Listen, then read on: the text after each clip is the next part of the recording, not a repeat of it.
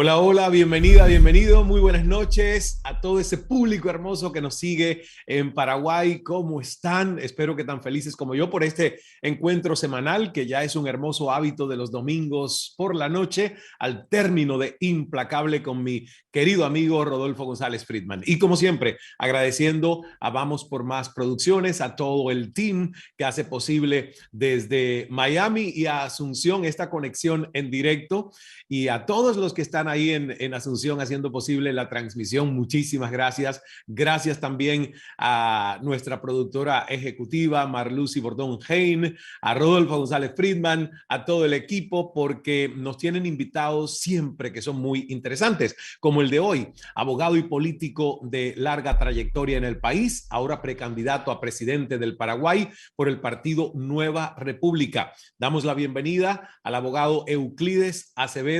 Abogado, gracias por estar con nosotros. Bienvenido. Oh, gracias a vos, Ismael, si me permitir tutearte en este Por vuelo sin, supuesto. en este vuelo sin escala entre Miami y Asunción, Asunción, Miami. Encantado. Me gusta porque de hecho así es como yo prefiero llegar a Asunción sin hacer escalas. Muy bien. Vamos a comenzar un poquito por la niñez. A mí siempre me gusta explorar con nuestras conversaciones esa parte de la prehistoria, ¿no? Porque yo digo que las personas casi siempre tendemos a sobrevalorar las victorias personales de alguien y no nos tomamos suficiente tiempo de conocer su historia. Entonces, usted nació en Puerto Casado, que he leído, se llamaba anteriormente Ángeles Custodios, bonito nombre para un pueblo. Entonces, mi primera pregunta es, ¿fue usted un angelito? No, más que un angelito protegido por un arcángel. El arcángel del amor, porque yo soy hijo del amor. Yo nací en un obraje que se llamaba Cerro Colorado. Se llamaba porque ya no existe, en Puerto Casado, de los Ángeles Custodios. Perfecto. Pero sigo teniendo una legión de ángeles que me protege. Qué bien, qué bien. Entonces, fue a la escuela en Asunción. O sea que se mudaron ustedes. ¿A qué se debió esa mudanza familiar? No, yo soy hijo de un obrajero y una obstetra. Entonces, mi mamá dejó el hospital de Puerto Casado y vino a Asunción. Entonces, yo Oh, me vine con ella y hice mis estudios primarios en una escuela pública, en un arrabal de Asunción, de tierra, camino de tierra. Teníamos los pies descalzos y yo no hablaba español, hablaba solamente guaraní, lo cual me produjo inconvenientes con mi maestra de entonces, que me dijo, ¿aprendes el español o te vas de vuelta al Chaco? wow. Consulté con mi madre y me dijo en guaraní, aprende, domina el español y después si querés volverte al Chaco, pero vayas donde vayas, domina el español sin olvidar tu lengua materna.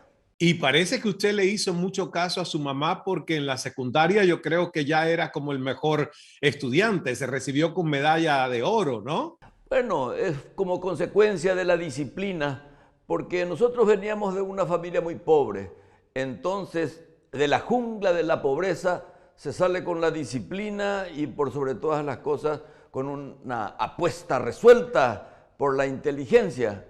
Bueno, eso me permitió salir adelante, pero también con mucho humor y mucha alegría. ¿Cómo llega la decisión de estudiar abogacía? ¿Por qué lo hace? ¿Qué le lleva a tomar esa vocación? Mira, Ismael, como a todos, yo tenía ganas de ser médico o de ser militar. No pude ninguna de las dos cosas porque tuve la adicción a la política. Y el derecho es una de las pocas carreras que te permite estudiar y hacer política al mismo tiempo. Yo soy abogado de profesión, pero mi oficio es político. Y entonces desde muy joven entendió que podría hacer la diferencia desde el sector público, desde la política. Sin ninguna duda. Fíjate, yo fui educado en un colegio secundario con los jesuitas y repitiendo a San Ignacio, la política es una forma superior de amar. Entonces, amar para transformar uno necesita la herramienta. Ustedes saben que los jesuitas apuestan por la duda como recurso científico para buscar la verdad. Entonces dije yo, no hay otra opción más que la política. Entonces, como todo político, busco el poder. Como decías vos, querer es poder. En realidad es el poder del querer, porque en el Así querer, es. en esa energía, está lo que uno busca. Y el poder es una herramienta, no es el objetivo concupiscente como algunos buscan. El poder es una herramienta para transformar lo que uno cree que tiene que cambiarse. Y además me encanta porque leyendo su currículum, leyendo su biografía, ha hecho disímiles cursos, posgrados, estudios en sitios tan lejanos como Israel, España, Alemania, Inglaterra. Y me pregunto si en algún momento pensó en vivir en el exterior. No, no, nunca. Nunca porque a mí me educaron que uno se debe a la sociedad de la que uno proviene y a la que tiene que retornar siempre, independientemente de que el político y el que busca el libre pensamiento es un forastero, es un vagabundo, pero uno tiene que volver siempre a su vientre, tiene que volver siempre al instinto de su pensamiento y del murmullo de su vida. Entonces, si bien es cierto, estudié, viví afuera, nunca dejé de vincularme con el Paraguay, al que me debo y del que debo, a pesar de que por mi filosofía me puedo considerar un ciudadano del mundo. Mientras usted ocupó distintos ministerios, fue senador, vislumbró esta idea de presentarse como candidato a presidente, siempre fue, digamos, una posibilidad, porque una persona que desde tan joven entra en el mundo de la política, quizás ya vislumbra cuál es el máximo lugar desde donde puedo servir a mi nación, desde la presidencia. Cualquier político tiene siempre como objetivo el poder y el símbolo de poder en el Paraguay es la presidencia de la República. Siempre lo tuve como un objetivo, pero no como una obsesión. Y fíjate, Ismael, yo estaba prácticamente retirado de la vida pública, mas no de la política, nunca. Nunca de la política uno nunca abandona. Y la coyuntura hace que hoy digo, bueno, tengo la posibilidad cierta de acceder a un cargo que no es precisamente un paraíso, es un dolor de cabeza. Fíjate, Ismael, nosotros estamos viniendo para el Paraguay su tercera guerra, la de la Triple Alianza, la del Chaco y ahora la de la pandemia. Es prácticamente buscar la resurrección económica del Paraguay. 20.000 muertos, 14.000 millones de dólares de deuda, una caja fiscal con un agujero gigantesco. No va a ser cosa fácil. Entonces yo me propongo una convocatoria nacional de voluntades y si bien es cierto, vengo de un movimiento, mi gobierno será tricolor, o sea, mi gobierno será unitario, será transversal, será de todos y para todos. Finalmente es mi última asignatura. Yo soy un reservista en buena forma, pero excombatiente nunca. Me encanta escucharle porque realmente ahí se juntan la experiencia, sabiduría, preparación, estudios y el interés de hacer un cambio. Yo me imagino que a eso se refiere con refundar la nueva república. ¿En qué consiste esta idea? Claro, aquí mucha gente confunde una diferencia muy sutil pero neurálgica. La gente habla de la alternancia. La alternancia es 6 por media docena. Yo propongo un cambio porque tenemos una estructura estatal o una nueva constitución, necesitamos, porque la actual tiene fecha de vencimiento, porque no satisfizo las expectativas de un pueblo que ha salido de la dictadura. Hemos recuperado la libertad, pero la igualdad ninguna. En segundo lugar, no tenemos una democracia política después de 30 años de interminable transición. Tenemos una democracia electoral. Entonces, ¿qué es la nueva república? Justamente volver a nuestros orígenes comuneros, democráticos, igualitarios, participativos de todos. Nadie es propietario del Estado y el Estado tampoco es propietario de todo. Hay una combinación que tenemos que buscar entre la sociedad y el Estado que busque justamente que todos sean felices. ¿Y qué es ser feliz, Ismael? Que todos tengan un trabajo y un salario digno. porque no hay libertad que valga si esta no se transforma en prosperidad personal, porque finalmente eso de que la pobreza es digna, eso es mentira. La pobreza siempre es miserable. Lo único digno es la prosperidad. Completamente de acuerdo con eso. Siempre le digo a las personas, aquellos que le hagan a otros justificar su pobreza y que no le den la alternativa de poder encontrar oportunidades para crear una vida próspera, lo que están es maniatando y manipulando a esta gente. Y es un tema en nuestra América Latina, lamentablemente, el abuso de los subsidios, el tema del populismo para ser una forma de mantener a todas estas personas dependiendo, ¿verdad?, de esa ayuda de una manera tan paternalista del Estado. Así que me encanta eso. Ahora, la pregunta es, ¿será usted finalmente parte de la concertación? A ver, esa es una pregunta recurrente porque la concertación es un concepto político al que todos tienen que adherirse. Una cosa es la concertación dibujada en el Código Electoral, que va a ser una de las primeras cosas que voy a cambiar porque es antidemocrática y excluyente la formulación que hace el código. Y está la concertación como concepto político de hecho. La concertación de derecho es una concertación a mi criterio antidemocrática. Te pongo un ejemplo muy sencillo. El señor Calas, el señor González Frima, el señor Acevedo van a elecciones. El que pierde, pierde todo. Y el que gana es uno solo.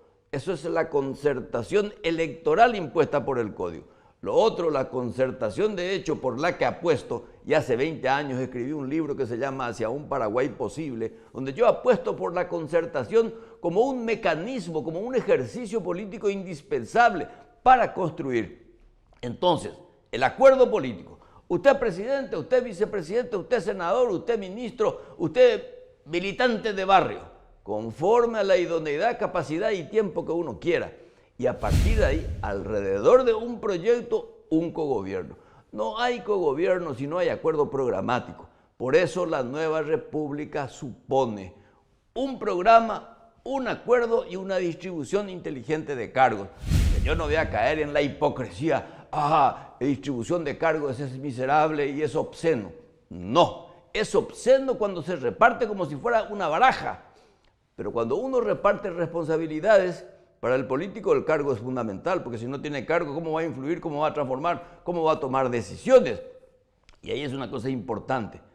En vez de subsidio, crédito. En vez de caridad, solidaridad. Son conceptos que uno tiene que manejar para entender las entretelas del Estado social de derecho, como dice nuestra Constitución, que apuesta justamente por los más vulnerables para darle la oportunidad para que pueda defenderse por sí mismo. Eso del Estado asistencialista, eso es indignante. Una última pregunta y luego seguimos la conversación después de unos mensajes. Pero hagamos, en programación neurolingüística le llaman future pacing, como que visualización de futuro. Euclides Acevedo, presidente, ¿qué cambios sustanciales haría en sus primeros meses de gobierno? En primer lugar, lo que tenemos que hacer es un pacto político, económico, cultural, medioambiental, integral. ¿Has oído hablar de los pactos de la Moncloa en España? Pues bien, traslademos eso al Paraguay, que hubiera sido eso al comienzo. En Paraguay todo es al revés. Deberíamos comenzar por el principio y comenzamos por el final. Y ahora al final vamos a hacer la primera asignatura, el pacto, la convocatoria a todos. Bueno, ¿cuál es el modelo de país que queremos? Trabajadores, empresarios, partidos políticos, sindicatos, iglesias, movimientos sociales, sentados todos en una gran convocatoria. ¿Cuál es el modelo de país que queremos? Y todos juntos, porque esto es refundar. Este Estado está en terapia intensiva. Entonces, lo primero es la convocatoria para un gran pacto social. A partir de ahí, el resto es historia. Pero ojo, lo primero en el Paraguay, y es el espinazo de mi programa, es la seguridad. La seguridad, que es un concepto transversal, no es solamente la presencia policial mayoritaria en las calles para perseguir al delincuente. No, nosotros tenemos que buscar la persecución del delito, que es la pobreza, el desempleo, la marginalidad. Y algo muy importante, tenemos que fortalecer los aparatos de seguridad del Estado para justamente combatir el crimen organizado que ha intoxicado a todo el Estado paraguayo y a toda la sociedad. No va a haber programas educativos, ni sanitarios, ni medioambientales, ni de nada si no hay seguridad. Recuperar los órganos de seguridad del Estado. Internacionalización del sistema de inteligencia. El crimen organizado es internacional, entonces el combate también es internacional. A partir de ahí, una política fiscal que nos permita a nosotros recaudar lo que tenemos que recaudar, porque este es un país de evasores. Entonces, en vez de aumentar impuestos, es aumentar la cantidad de gente que tiene que aportar. Pero todo eso discutamos en un gran pacto social. Los primeros 100 días, eso. O si no, nada. Hacemos una pausa, me quedé escuchándole y me surgió una duda. Y la duda tiene que ver con la educación, pero se lo pregunto cuando regresemos después de estos muy breves mensajes aquí en Querer es Poder. Enseguida regresamos en esta conversación con el abogado Euclides Acevedo, que es ahora precandidato a presidente del Paraguay por el partido Nueva República. No se mueva.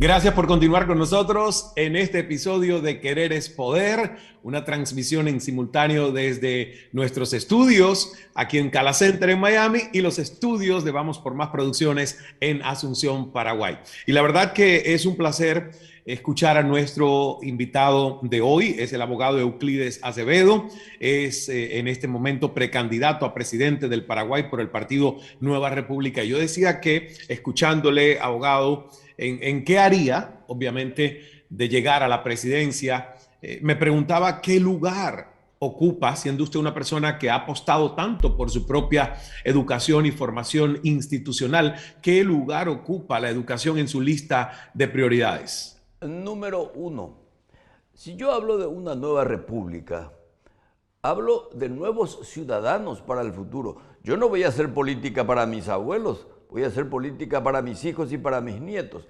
Entonces, la nueva república tiene que encargarse de justamente de amueblar la cabeza a los futuros dirigentes, a los futuros líderes, a los futuros gobernantes. Entonces, la educación es clave.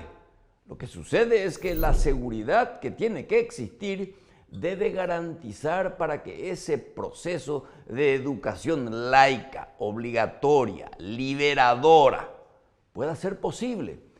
¿Por qué? Porque ¿dónde está el templo de la construcción del pensamiento?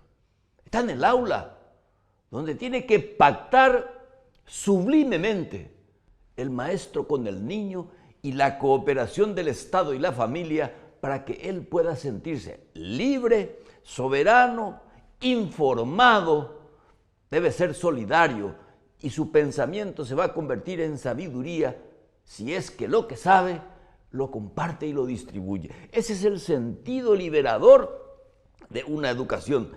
Es más, por la vía de la educación, recuperar nuestra identidad cultural perdida. Para nosotros, el gobierno unitario de la nueva república, la educación y la cultura van a ser imprescindibles.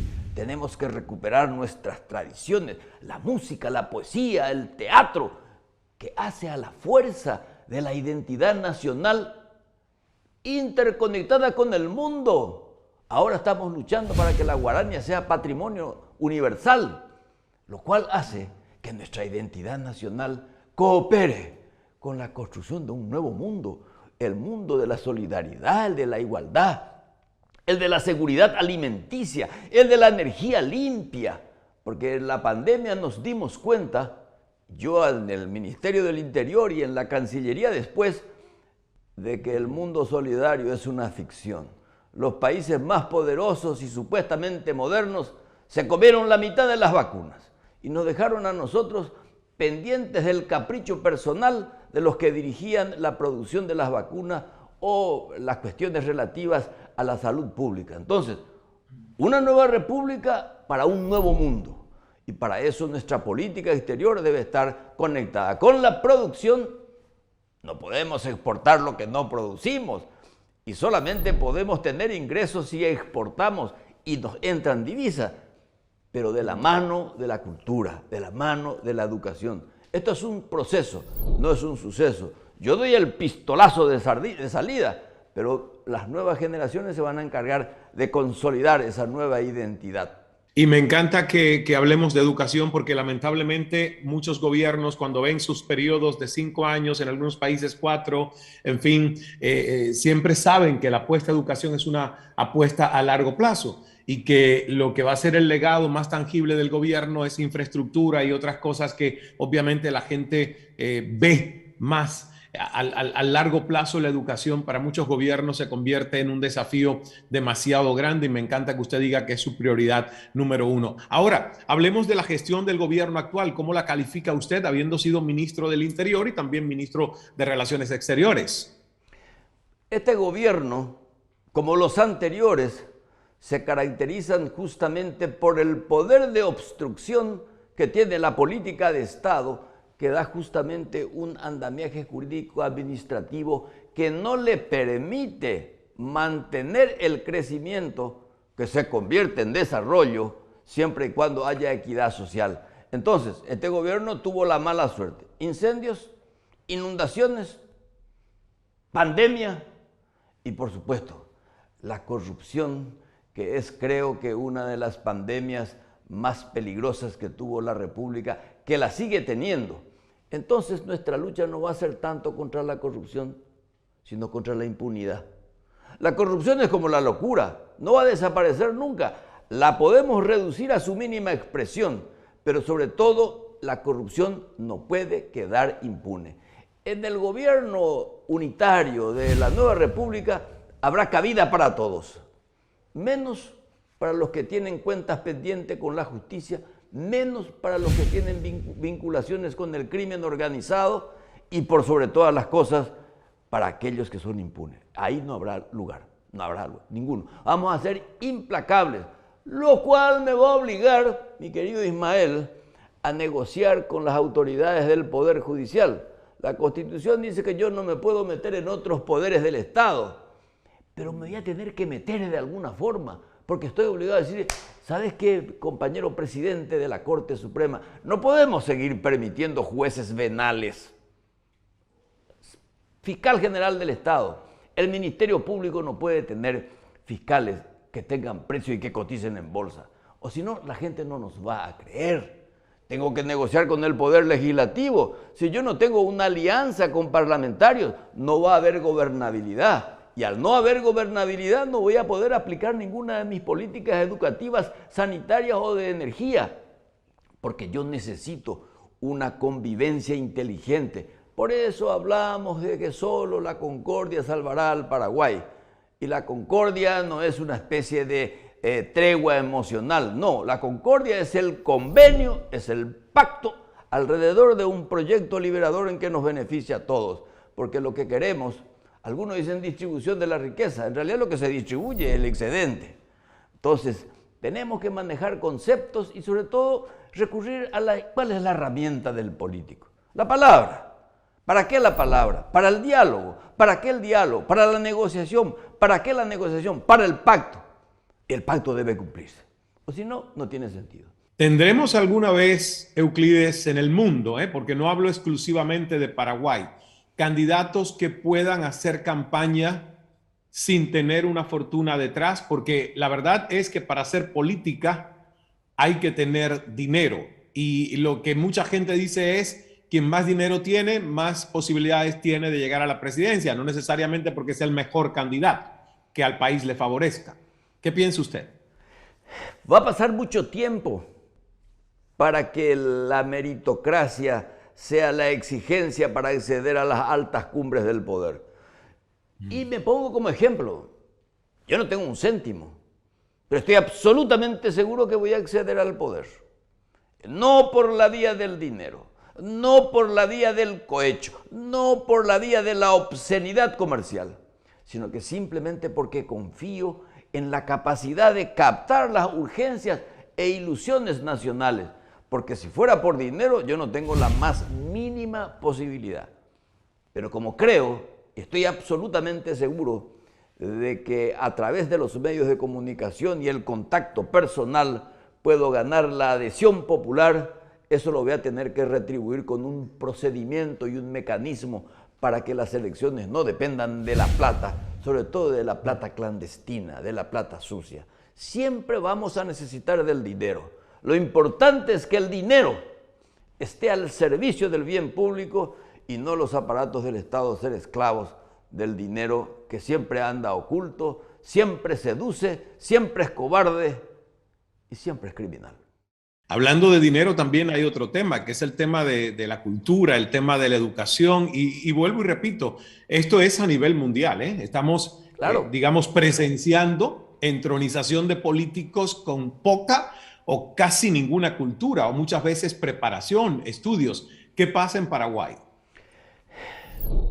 Una de las colateralidades de la dictadura, que no es solamente la violación de los derechos humanos, ha sido fundamentalmente el vaciamiento cultural de una clase política que cada vez se va degradando mucho más.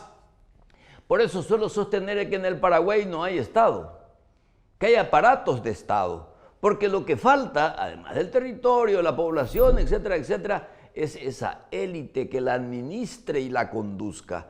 Y eso es porque la clase política ha perdido adicción si es necesario, a la formación, al entrenamiento. Los partidos políticos se convirtieron en aparatos electorales. Hay que recuperar la vocación de docencia de los partidos políticos a preparar cuadros para administrar el Estado. Tenemos que crear, y eso lo voy a hacer desde el gobierno, una escuela de administración para funcionarios públicos, de tal suerte que el que acceda al poder tenga como requisito necesario pasar por esa escuela, porque hoy día los políticos no se caracterizan por tener un universo cultural envidiable, sino que son autómatas de aparatos y terminan siendo presa fácil del cohecho. Me queda un solo minuto y dejo una última pregunta, y es cómo nace su frase: no me sigan, vengan al lado mío y juntos vamos a caminar por un mejor porvenir. Porque yo no me considero un líder mesiánico, no me considero un profeta. Yo me considero el compañero presidente, y el compañero es que va junto, el que va al lado. Lo único que tiene por delante es el horizonte del programa y detrás un pasado que hay que olvidar, pero del que hay que aprender para no volver a repetir la tragedia de la pobreza y de la ignorancia. Y dejé esa pregunta para el final porque, conociendo su frase, elegí para cerrar esta charla el poema de Mario Benedetti, Vamos juntos, y dice así: con tu puedo y con mi quiero vamos juntos, compañero. La muerte mata y escucha, la vida viene después. La unidad que sirve es la que nos una en la lucha. La historia tañe sonora su lección como campana. Para gozar el mañana hay que pelear el ahora. Ya no somos inocentes, ni en la mala ni en la buena. Cada cual en su faena, porque en esto no hay suplentes. Con tu puedo y con mi quiero, vamos juntos, compañero.